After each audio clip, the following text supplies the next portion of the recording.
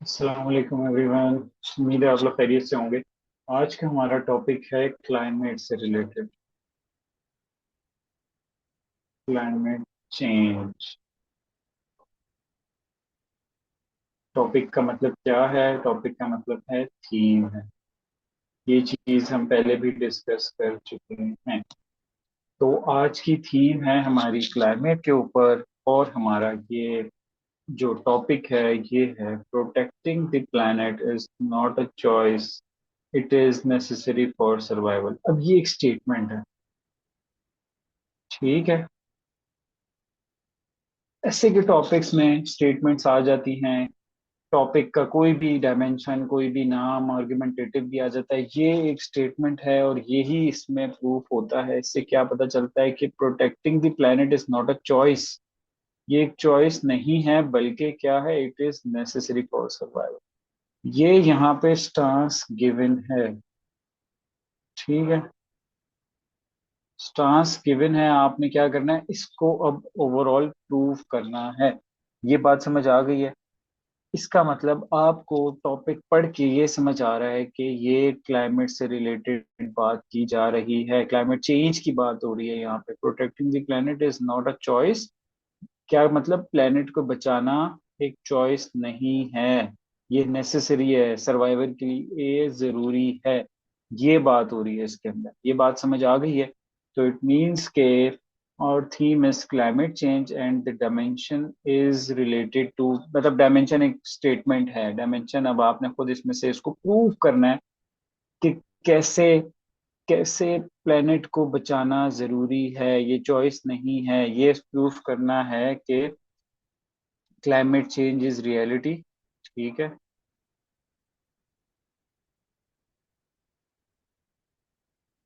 ये आपने यहाँ पे प्रूफ करना है इसको ओवरऑल। अच्छा, चले स्टार्ट करते हैं। लेट्स सी कि कैसे आपने इसकी आउटलाइन बनानी है। प्रोसीजर सेम रहेगा। You have to brainstorm the topic, ठीक है। जॉट डाउन द पॉइंट्स, ठीक है। फैक्ट्स को बनाएं, आर्ग्यूमेंट्स को बनाएं, आर्ग्यूमेंट्स को सेपरेट करें, ठीक है। फैक्ट्स उसमें डालें, एग्जाम्पल्स डालें, ठीक है। क्या डालेंगे? और केस स्टडीज, रीजंस, कुछ भी आप डाल के उसको जस्टिफाई कर सकते हैं। टू सब्सटेंशिएट, समझ आ रही है ये बात? योर आर्ग्यूमेंट, इसको आपने सब्सटेंशिएट करना होता है विद रेलेवेंट फैक्ट्स, एग्जांपल्स और उन सारी चीजों से। चलें स्टार्ट करते हैं। Let's see, first you have to write introduction, ठीक है। आउटलाइन के अंदर हमने पहले इंट्रोडक्शन लिखना है। सेकंड पे आपने नेक पैराग्राफ लिखना होता है, उसको एक्सपेंड करना होता है। You have to expand your essay. उसके अंदर हाँ, आपने वैसे तो आप उसमें एक्सप्लेन करते हैं, मैंने आपको जो पहले बताया। यहाँ पे ये क्या है, यहाँ पे एक सीक्वेंस आपने इस तरीके से फॉलो करनी है। ये मैंने फॉलो की है।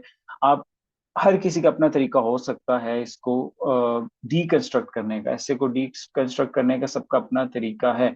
सबसे पहले हम यहाँ पे क्या बात करने लगे? अच्छा, अब यहाँ पे प्रूफ ये करने लगे हैं हम, manifestations that justify protecting the climate is not a choice but a necessity. अब हम ये हम बताने लगे हैं कि बहुत सारी इंसिडेंट्स, मैनिफेस्टेशंस हम यहाँ शो करेंगे,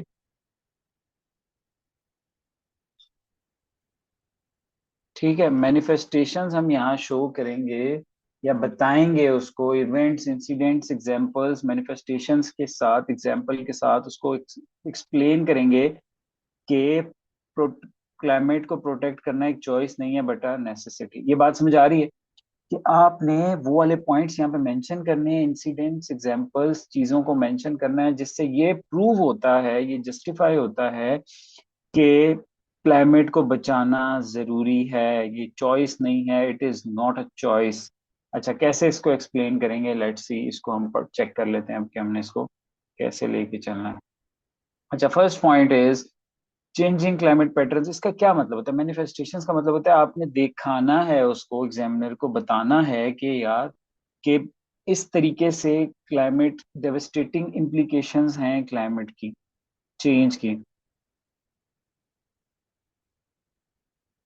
क्या है? डेवस्टेटिंग इम्प्लीकेशंस हैं जो आपने उसको बतानी। इम्प्लीकेशंस बताएंगे तो वही चीज आपकी मैनिफेस्टेशंस में भी आ जाएगी। अच्छा, क्या है? सबसे पहले हमने यहाँ पे चेंज मेंशन किया है। Changing weather patterns due to the climate change effects food security. पहला पॉइंट ये है कि वेदर पैटर्न चेंज हो रहे हैं बिकॉज ऑफ क्लाइमेट चेंज। ये बात क्लियर है। अब इसको आपने जस्टिफाई करना है। आपने ये इस पहला पॉइंट बताया है, आपने फिर से सुनना है कि वेदर पैटर्न चेंज होने की वजह से फूड सिक्योरिटी खराब हो रही है। इससे ये साबित होता है कि क्लाइमेट चेंज और कुछ एक रियलिटी है और क्लाइमेट को बचाना चॉइस नहीं है but it is a necessity. समझ आई? ये क्लियर है?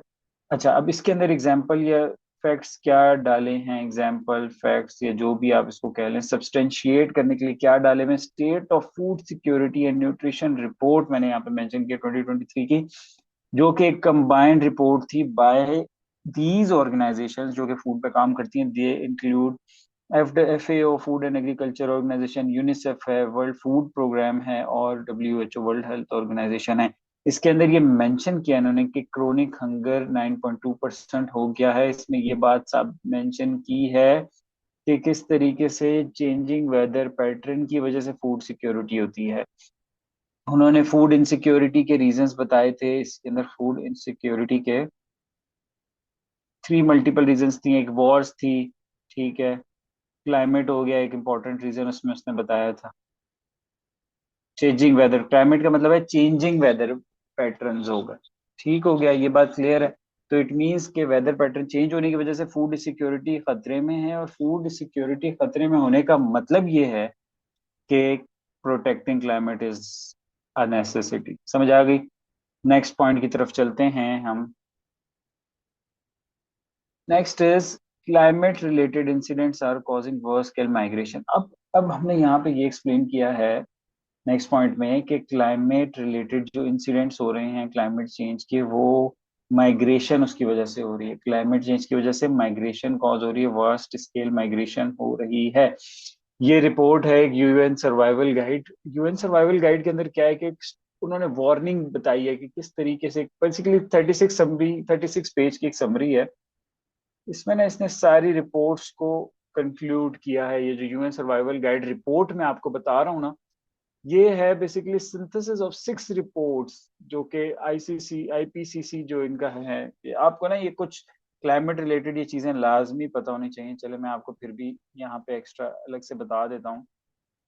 आगे मेंशन भी IPCC का पता होना चाहिए आपको, ठीक है। और क्या है ये, दूसरी होती है आपकी वर्ल्ड फूड प्रोग्राम, ये वो तो सबको आपको पता चले। UNFCC होता है, यूनाइटेड नेशंस प्लेटफॉर्म। UNFCC है मेरे ख्याल में। मैं आगे देखता हूँ ना, आपको यहाँ पे इसमें इसी के अंदर नजर आ जाएगी सारी रिपोर्ट्स, मैंने मेंशन भी की हुई हैं।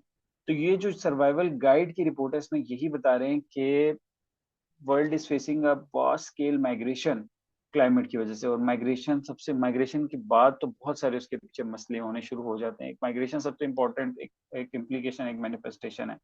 नेक्स्ट पे चलते हैं। Rising sea levels due to melting of glaciers post survival threat to the island Nations.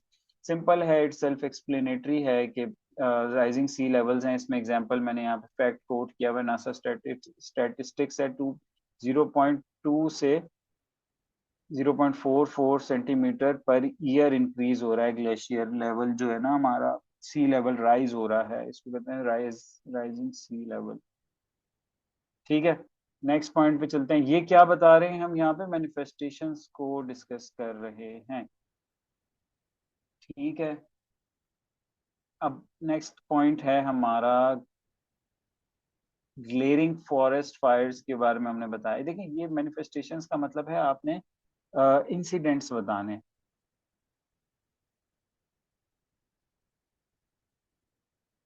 Incidents, events आप जब ये एक्सप्लेन कर रहे होंगे तो ऑब्वियसली उससे पता चलता है कि किस तरीके से इन सिचुएशंस को देख के, इस हालात जो ये क्लाइमेट चेंज की वजह से रिपरकशंस आ रही हैं, जो इम्प्लीकेशंस आ रही हैं, दैट मीन्स ये साबित करती हैं। ये क्या साबित करती हैं? हमारे सिस्टम्स को साबित करती हैं कि क्लाइमेट को प्रोटेक्ट करना एक चॉइस नहीं है, ये एक नेसेसिटी है। ये क्लियर हो गया? तो हम अभी आपको आगे समझ आएगा कि किस तरीके से जो हम इवेंट्स डिस्कस कर रहे हैं वो ये क्या साबित करना चाह रहे हैं, हम क्या प्रूफ करना चाह रहे हैं अपनी आउटलाइन के अंदर।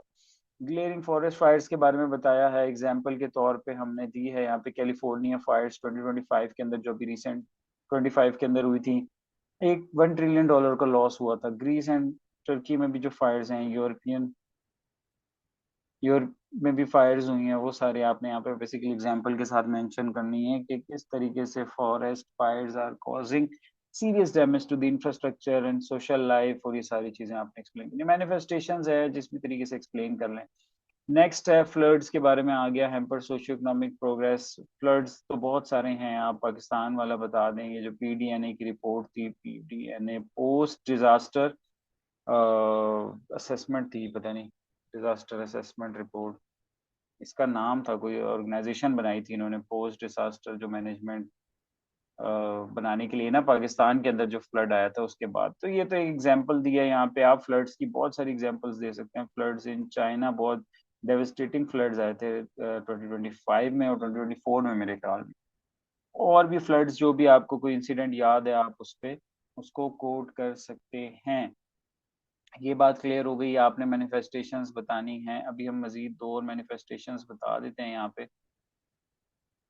Next is growing number of droughts stemming from persistent dryness. अब हमने अगला मैनिफेस्टेशन क्या बताई है, ड्राउट्स, ये क्लियर है। हमने क्या बताई है यहाँ पे, ड्राउट्स के बारे में बताया है। नेक्स्ट क्या है, ड्राउट्स की एग्जांपल आपने क्या फैक्ट्स क्या देने हैं यहाँ पे। यूएनएफसीसी रिपोर्ट जो मैंने आपको बताया, यूनाइटेड नेशन क्लाइमेट चेंज, पता नहीं ये इसी तरीके से इसका वो है, फोरम, हाँ याद आ गया, ये आपने बताना है। United Nations forum for climate change. अच्छा, एक ये हो गया। दूसरा होता है इंटरनेशनल, आईपीसीसी होता है, international platform for climate change.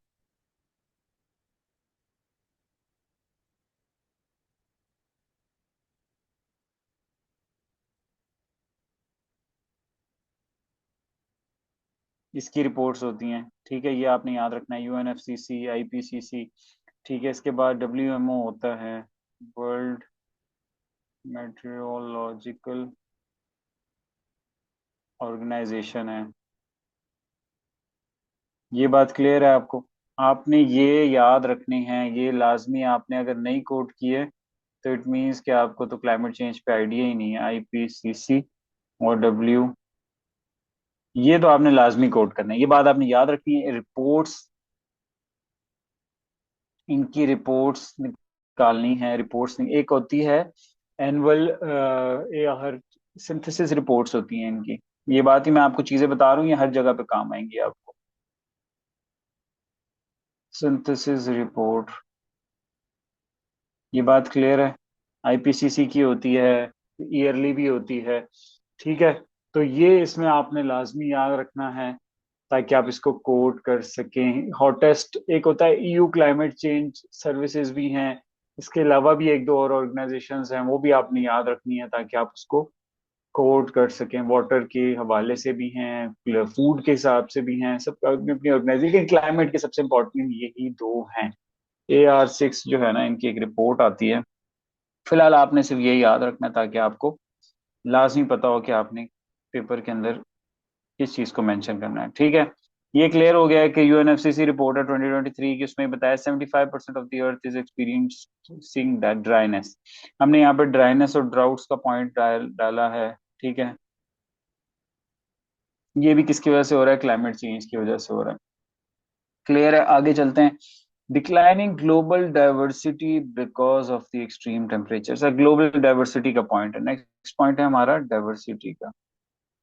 Diversity क्या होती है, जो आपके एनिमल प्लांट्स, ये जो सारे जो अदर लिविंग ऑर्गेनिजम्स है, उन सब की जो लाइफ है वो डेंजर में। Extreme hot temperatures record in 2022 hottest year, ये आईपीसीसी की रिपोर्ट है कि हॉटेस्ट ईयर कौन सा है 2024 में।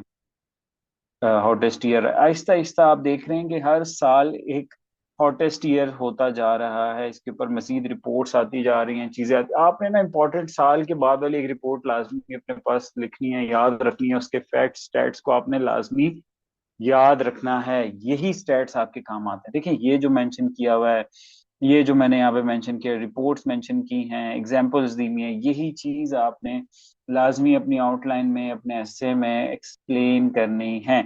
यहाँ तक क्लियर हो गया? So we have discussed manifestations of climate change, जिससे हमें ये पता चलता है कि क्लाइमेट चेंज एक सीरियस थ्रेट है। ठीक है, सर्वाइवल का इशू है। अगर आप इसको प्रोटेक्ट नहीं करेंगे, आप क्लाइमेट चेंज को टैकल नहीं करेंगे, तो इट मीन्स के क्लाइमेट जो प्लेनेट प्रोटेक्ट नहीं करेंगे, तो ये एक सर्वाइवल का थ्रेट है, सर्वाइवल इशू है ये। ठीक है, तो हम यहाँ पे चलते हैं आगे, इसको कवर करते हैं। आगे मैंने क्या डिस्कस करवा किया है यहाँ पे, factors that consider protection of planet as a choice not a necessity. अच्छा, पहली बात हमने ये बताई है कि मैनिफेस्टेशन, ठीक है, प्रूफ करते हैं। मैनिफेस्टेशंस क्या प्रूफ कर रही हैं? कि proof climate change is reality and protection of climate, protection of planet is necessity. ठीक है, ये बात क्लियर है? अच्छा, नेक्स्ट पॉइंट हमारा क्या है? फैक्टर्स बता रहे हैं, फैक्टर्स बता रहे हैं जो कि क्या करते हैं, क्लाइमेट को एक ऑप्शन समझ रहे हैं। क्या करते हैं वो, क्या कौन से फैक्टर्स हम बता रहे हैं? रीजंस बता रहे हैं, रीजंस जो कि प्लेनेट प्रोटेक्शन को क्या ले रहे हैं एज अ ऑप्शन, या जिस वजह से इसको कंसीडर किया जा रहा है एज एन ऑप्शन। ये बात क्लियर है? अच्छा, अब हम एक्सप्लेन करते हैं ताकि आपको आइडिया हो कि हम क्या आगे बात करना चाह रहे हैं। ठीक है, first point is Jio politics of climate change. ये बहुत जबरदस्त एक इंपॉर्टेंट बात है। जियो politics of climate change hampers the protection of plant. पहला पॉइंट सबसे इंपॉर्टेंट ये है कि जो पॉलिटिक्स, जियो पॉलिटिक्स चल रही है, जो स्टेट्स के दरमियान वॉर्स चल रही हैं, जो ग्लोबल साउथ और ग्लोबल नॉर्थ का डिफरेंस है, उसकी वजह से क्लाइमेट चेंज की प्रोटेक्शन ऑफ क्लाइमेट है, प्रोटेक्शन ऑफ प्लेनेट हैम्पर हो रहा है, प्रोटेक्शन वो वाले मेजर्स नहीं लिए जा रहे। अच्छा, एग्जाम्पल मैंने यहाँ पे क्या दिया है, ये आपने ना इसको देख लेना है ये, ताकि आपको डिटेल में आप इसको पढ़ें। जियो पॉलिटिक्स ऑफ क्लाइमेट चेंज, इसमें बहुत सारी चीजें आती हैं। जियो politics of climate change, north south divide, ठीक है, नॉर्थ साउथ डिवाइड आ गया। ग्लोबल नॉर्थ क्या है यार, आपको मतलब वेस्ट है, ये बाकी अदर कंट्रीज हैं। नॉर्थ साउथ के बारे में आप पढ़ेंगे तो आइडिया हो जाएगा। तो जियो पॉलिटिक्स ऑफ क्लाइमेट चेंज में बहुत सारे पॉइंट्स आ रहे हैं। यूएस चाइना वॉर भी इसी में आ जाता है। वो कैसे? चाइना फिलहाल डेवलपिंग कर, उसका स्टेटस है डेवलपिंग कंट्रीज का, ये बात समझ आ रही है आपको? वो इमिशंस करता है ज्यादा। यूएस कहता है कि चाइना को डेवलपिंग कंट्रीज का स्टेटस नहीं मिलना चाहिए, क्योंकि उससे उसको बेनिफिट हासिल होता है। ये बात समझ आ रही है? तो ये एक पूरा एक दूसरे को ड्रैग करना, इस वॉर के अंदर एक दूसरे को ब्लेम करना फॉर इमिशंस, ये आता है आपकी किसके अंदर? जियो पॉलिटिक्स ऑफ क्लाइमेट चेंज, जब स्टेट्स एक दूसरे को ब्लेम कर रही होंगी। बात सही है? क्लियर है? अच्छा, हम यहाँ पे देख रहे थे कि कॉन्फ्रेंस ऑफ पार्टी, सीओपीज आपका पता होना चाहिए आपको, सीओपी का, COP 28, COP 29, conference of party कहते हैं इसको, सही है? ये सारे कंट्रीज मिलके इस पे बैठते हैं और ये डिस्कस करते हैं how to tackle climate change. ये बात क्लियर हो गई? अच्छा, ब्लेम एमंग, अच्छा अब बात यही, मैंने यहाँ पे इसको शॉर्ट करके यही बताया कि किस तरीके से ये जियो पॉलिटिक्स ऑफ क्लाइमेट चेंज एक दूसरे को, ये जो कंट्रीज हैं ब्लेम कर रहे हैं एक दूसरे को कि आपने इमिशन ये किए। एक कहता है कि इसने इमिशन किया, दूसरा कहता है दूसरे ने इमिशन किया। ये जो जियो पॉलिटिक्स चल रही है, इसकी वजह से क्लाइमेट चेंज की प्लेनेट की प्रोटेक्शन हैम्पर हो रही है, मेजर्स नहीं लिए जा रहे। बात समझ आ रही है? इसकी वजह से वो कंक्रीट मेजर्स नहीं लिए जा रहे जिसकी वजह से हम क्लाइमेट चेंज को टैकल कर सकें। ये पहला पॉइंट है, जो ये पहला फैक्टर है, पहला रीजन है ये geopolitics of climate change. Next reason क्या है? नेक्स्ट रीजन है rise of populism create hurdle. अब कुछ वो लोग हैं, राइज ऑफ दोज पीपल जिसकी जिन जो ये समझते हैं कि climate change is a myth. अब उनकी वजह से क्या है, when they come in power, तो वो क्या करते हैं, ट्रीटीज को विड्रॉ करते हैं, इम्प्लीमेंटेशन नहीं करते, क्लाइमेट को मजाक समझते हैं, क्लाइमेट चेंज को। तो ये सेकंड फैक्टर है किस चीज का, आपका, जो कि ये समझते हैं कि क्लाइमेट चेंज एक नेसेसिटी नहीं है, सर्वाइवल का इशू नहीं है, इसको बचाना प्लेनेट को। ट्रम्प रिवोकेशन, जो ट्रम्प ने पेरिस ट्रीटी से विड्रॉ किया है, पेरिस का भी ट्रीटी आपको पता होना चाहिए, ट्रीटी नहीं है, पेरिस क्लाइमेट डील का आपको पता होना चाहिए लाजमी, 2016 में ये क्लाइमेट से रिलेटेड। अच्छा, फिर इन 2025 में दोबारा आके उसने यही काम किया। तो अल्टीमेटली क्या मतलब हो रहा है इस सारी चीज का, कि आपने ये लाजमी देखना है क्या।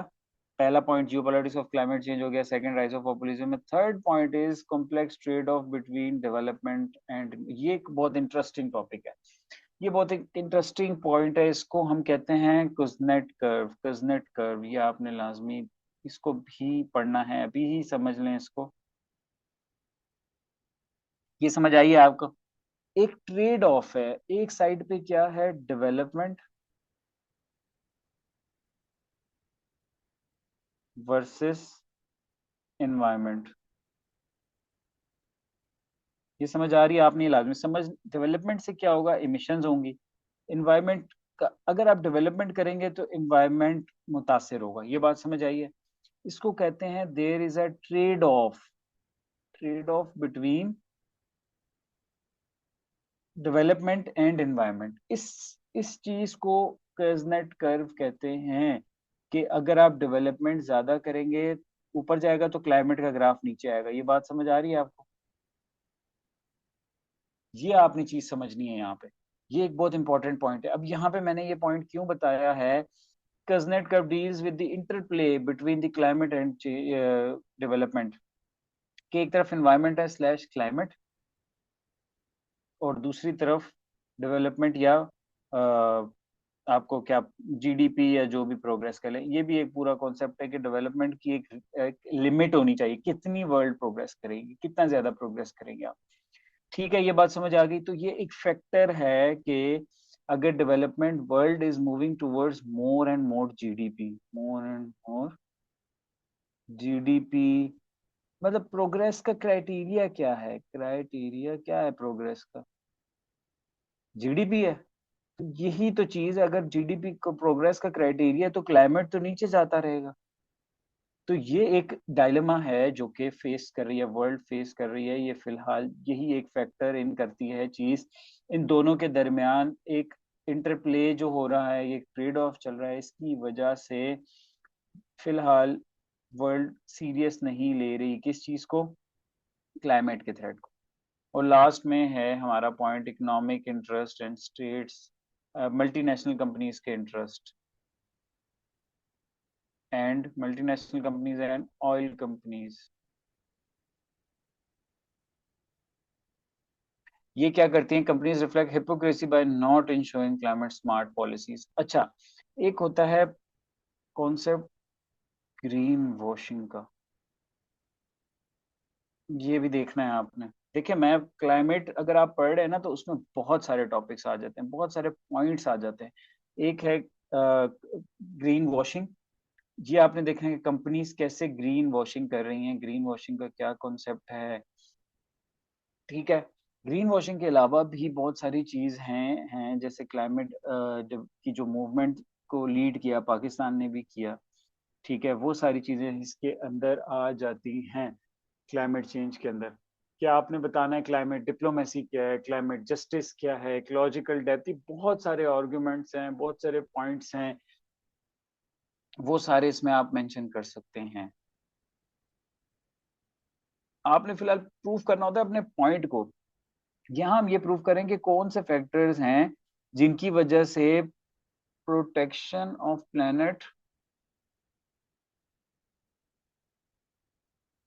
सीरियसली नहीं ली जा रही, इसको एज अ, इसको कंसीडर नहीं किया जा रहा, इसको सर्वाइवल थ्रेट नहीं समझा जा रहा। समझ आ रही है आपको? इसको सर्वाइवल का इशू नहीं समझा जा रहा, वो यही है, big oil firms, AI dependence. अच्छा, अपने लाजमी, एक लाजमी और चीज आपको अंडरस्टैंडिंग होनी चाहिए, AI dependence, AI's dependence on energy, ये एक और कॉन्सेप्ट है, डायलेमा है एआई वर्सेस एनर्जी या इलेक्ट्रिसिटी का, कि अगर एआई को प्रोग्रेस चाहिए, इसके बिग डेटा सेंटर्स होते हैं, उसके लिए कंसिस्टेंट एनर्जी चाहिए, और कंसिस्टेंट एनर्जी रिन्यूएबल एनर्जी से नहीं हासिल होती। तो इट मींस कि आपको ऑयल को भी इनहांस करना पड़ेगा, ऑयल की प्रोडक्शन को, ऑयल के साथ साथ आपने इसकी वो भी बढ़ानी है, प्रोडक्शन ऑफ एनर्जी बढ़ानी पड़ेगी। तो इट मींस कि दोबारा एआई पे, एआई की प्रोग्रेस के साथ साथ आपकी क्लाइमेट की प्रोग्रेस नीचे जाएगी। ये बात समझ आई है? बहुत सारे इसके अंदर आप पॉइंट्स ऐड कर सकते हैं अपने हिसाब से। अच्छा, दो चीजें हमने डिस्कस कर ली, नाउ आ जाते हैं, now moving towards way forward to guarantee protection of the planet for a survival of humanity. अच्छा, अब यहाँ पे हमने ये बताया कि जो ह्यूमैनिटी, वे फॉरवर्ड बताएंगे कि किस तरह प्रोटेक्शन की जा सकती है हमारे प्लेनेट की। पहला पॉइंट इसमें ये है, implementation on climate justice through climate finance. ये भी कॉन्सेप्ट हैं, सिंपल हैं, इसमें कोई खास वो चीज नहीं है। क्लाइमेट जस्टिस जो मैंने आपको बताया था ना, ये है क्लाइमेट जस्टिस मूवमेंट। उसके काफी सारे पॉइंट्स हैं, वो ये कुछ बातें करते हैं, वो आपने देखनी है इसमें लाजमी। अच्छा, फिर पहला क्या बताया पॉइंट, के implementation on the climate justice climate finance का आपने, क्लाइमेट फाइनेंस का एक पॉइंट है, यही चीज जो मैंने आपको पहले पेरिस ट्रीटी में बताई थी, वो इसी में डिसाइड हुआ था पेरिस ट्रीटी में, कि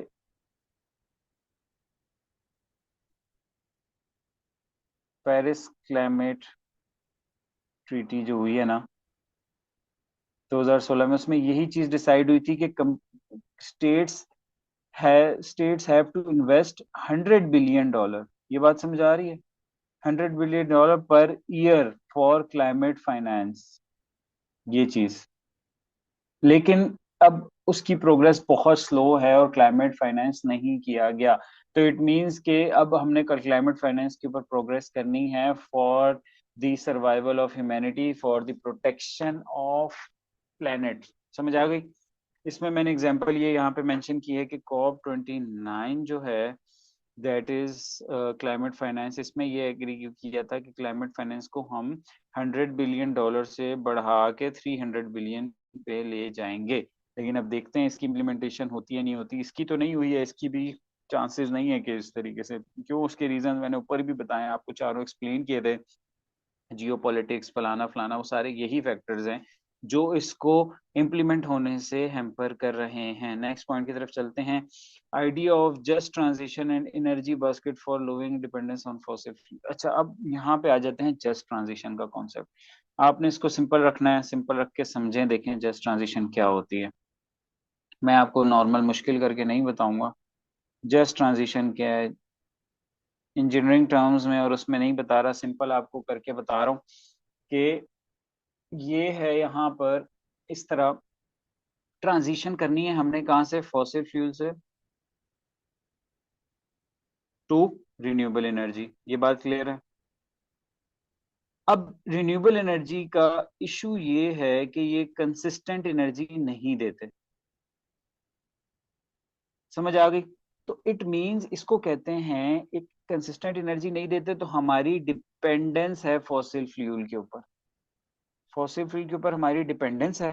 तो जस्ट ट्रांजिशन का कॉन्सेप्ट ये है, ट्रांजिशन समझ आ गई, यहां से यहां ट्रांजिशन करना है आपने। जस्ट ट्रांजिशन इसको कहते हैं कि आप इस तरह ट्रांजिशन करें कि आप फॉसिल फ्यूल से खत्म कर लें अपने आप को, फॉसिल फ्यूल की डिपेंडेंस आप खत्म कर लें। जस्ट ट्रांजिशन के अंदर आ जाता है, सोलर भी आ गया, विंड आ गया, न्यूक्लियर आ गया, ये भी आप इसमें डालें ताकि आप कंसिस्टेंट एनर्जी चाहिए। इसको जस्ट ट्रांजिशन का कॉन्सेप्ट कहते हैं। ये बात समझ आइए? ये क्लियर हो गया। दूसरे पे आते हैं, दूसरा कॉन्सेप्ट है एनर्जी बास्केट का। अच्छा, अब ये इसी चीज को एनर्जी बास्केट को बना कहते हैं। ये आपने समझनी है, बहुत इंपॉर्टेंट पॉइंट, एनर्जी बास्केट। ये एक थिंकर है, बेसिकली फिलोसफर है, उसका ये आइडिया एनर्जी बास्केट वाला। हर्नांडेस है कोई, मुझे उसका नाम सही याद नहीं आ रहा। हर्नांडेस, उसने ये बताया कि एनर्जी बास्केट होनी चाहिए, कि बास्केट का मतलब है कि there are multiple sources of energies, ठीक है, renewable energy that can accumulate though that energy to form a consistent supply, to give consistent supply of electricity, या जो भी हमारी नीड है इलेक्ट्रिसिटी की, एनर्जी की। तो that must be fulfilled through that energy basket, के हमारी इस फॉसिल फ्यूल के ऊपर डिपेंडेंस ना रहे, और एक जस्ट ट्रांजिशन हो जाए किस तरफ, रिन्यूएबल एनर्जी की तरफ। ये बात क्लियर हो गई। अब हम इसको समझते हैं, energy transition, decentralisation of grids. अब एक और कॉन्सेप्ट है, डिसेंट्रलाइजेशन ऑफ ग्रिड्स का भी कॉन्सेप्ट है। देखें, बहुत सारी चीजें होती हैं, आपने साथ साथ समझनी होती हैं। सिंपल है, कोई मुश्किल नहीं है। डिसेंट्रलाइजेशन का कॉन्सेप्ट ये है ग्रिड का, कि ग्रिड होती है एक सेंट्रल, ठीक है। अब आपने वेरियस छोटी छोटी ग्रिड्स बना देनी है, ठीक है। उसे डिसेंट्रलाइज कर दें, उसको एक्सपैंड कर दें इधर उधर, और फिर आपस में उसको इंटीग्रेट कर दें, ठीक है। डिसेंट्रलाइजेशन ऑफ ग्रिड की वजह से ये क्या होगा, कि सारे इंडिपेंडेंट सोर्सेज अपने अपने एनर्जी सोर्सेज बना के रखेंगे। एनर्जी सोर्स उनके पास अपना होगा, किसी के घर के ऊपर सोलर लगा होगा, किसी ने विंड का छोटा सा प्लांट लगाया होगा, उस सारे को मिला के एक एनर्जी बास्केट बनाएंगे, और एक डिसेंट्रलाइजेशन ऑफ ग्रिड्स हो जाएगी। ये सोल्यूशन समझ आ गया आपको? सेकंड सोल्यूशन है क्लाइमेट चेंज का। ये आप हर जगह पे यूज कर सकते हैं, ये नहीं कि सिर्फ ये इस टॉपिक के लिए। ये एक जेनेरिक सॉल्यूशंस हैं ऐसे के क्लाइमेट चेंज के टॉपिक के अंदर लिखने के लिए। ये हैं क्लाइमेट चेंज को सॉल्यूशंस। ये आपने लिख लेने हैं अपने पास, बहुत काम आएंगे आपको आगे भी। नेक्स्ट पॉइंट है climate adaptation and climate resilient strategies are must. ये भी एक और कॉन्सेप्ट है पूरा, ठीक है। ये भी आपने समझना है। क्लाइमेट, क्या बताया था मैंने, क्लाइमेट रेजिलियंस। देखें, ये वर्ड्स यूज करेंगे तो ही समझ आएगा कि आपने पढ़ी हुई हैं ये बात चीजें। आपको आइडिया है कि क्या है क्लाइमेट इशू, अडेप्टेशन। देखें, ये दोनों पॉइंट्स बहुत इंपॉर्टेंट है। क्लाइमेट रेजिलियंस सिंपल, आपको नॉर्मल लफ्जों में मैं बता रहा हूँ, कोई इसमें एक मुश्किल चीज नहीं है, कि आपने वो वाली पॉलिसीज स्ट्रेटेजीज बनानी है जो कि क्लाइमेट स्पेसिफिक हों। घर ऐसे होने चाहिए जो क्लाइमेट रेजिलिएंट हो। घर का मतलब क्या है, अगर अर्थक्वेक आता है तो वो उसको टैकल कर सके, फ्लड्स आता है तो वो उसको इंफ्रास्ट्रक्चर टैकल कर सकते हैं, इसको कहते हैं क्लाइमेट रेजिलियंस। ये बात समझ आ रही है? क्लाइमेट अडेप्टेशन का मतलब ये है कि this is now a new normal, ठीक है। न्यू नॉर्मल बन गया है क्लाइमेट इशू, तो उसको अडेप्ट करना सीखना पड़ेगा आपको। अडेप्ट का मतलब ये होता है, क्लाइमेट अडेप्टेशन, ये दोनों एक ही कॉन्सेप्ट के अंदर आते हैं। कि जैसे जापान की मैंने यहाँ पे एग्जांपल दी है, इन टैकलिंग अर्थक्वेक्स के लिए उन्होंने एक स्पेसिफिक घर और वो वुडन हाउसेज और वो सारा बनाया हुआ है, उसकी केस स्टडी है ये पूरी ना। ये आपने याद रखनी है, मतलब ये केस स्टडीज और ये सारी चीजें इसमें आती हैं। चलें, ये बात आपने ना, ये पॉइंट्स लाजमी डिटेल इन डेप्थ, इन पे पूरे पूरे आर्टिकल्स हैं। क्लाइमेट रेजिलियंस पे आर्टिकल है, क्लाइमेट एडेप्टेशन पे आर्टिकल है। जब आप वहां इधर हर जगह से नॉलेज को आप जब एक्यूमुलेट करेंगे, जमा करेंगे, हर तरफ से देख के उसको पढ़ेंगे, तो फिर उसके बाद you will be able to write a good outline with relevant facts, ideas और आर्ग्यूमेंट्स। ठीक है। Now moving towards next point, that is carbon tax and climate smart budgeting. अब ये भी एक डिफरेंट कॉन्सेप्ट है इसका, क्लाइमेट से रिलेटेड। लास्ट पॉइंट हमने डिस्कस, लास्ट पॉइंट में डाला है national climate finance strategy along with the updating NDCs. अच्छा, ये बहुत हाईली टेक्निकल मेरे ख्याल में कर दिया मैंने।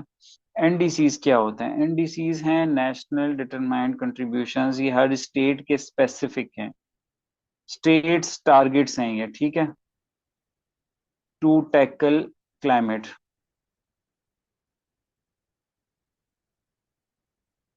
Climate change. ये हर स्टेट ने एक डिफाइन एनडीसीज हैं उनके, जो अचीव करते हैं और सबमिट कराते हैं, ठीक है। ये बात क्लियर हो गई? अच्छा, अब यहाँ पे हमने क्या कहा है, हमने कहा है कि क्लाइमेट फाइनेंस स्ट्रेटेजी होनी चाहिए, क्लाइमेट के ऊपर इन्वेस्टमेंट होनी चाहिए, कंट्रीज को क्लाइमेट स्मार्ट बजटिंग करनी चाहिए। देखें, यहाँ पे मैंने एग्जांपल भी दिया, कार्बन टैक्स का फॉर्म, ये बेसिकली यूरोप और वेस्ट में है। क्लाइमेट टैक्स, क्लाइमेट टैक्स क्या है?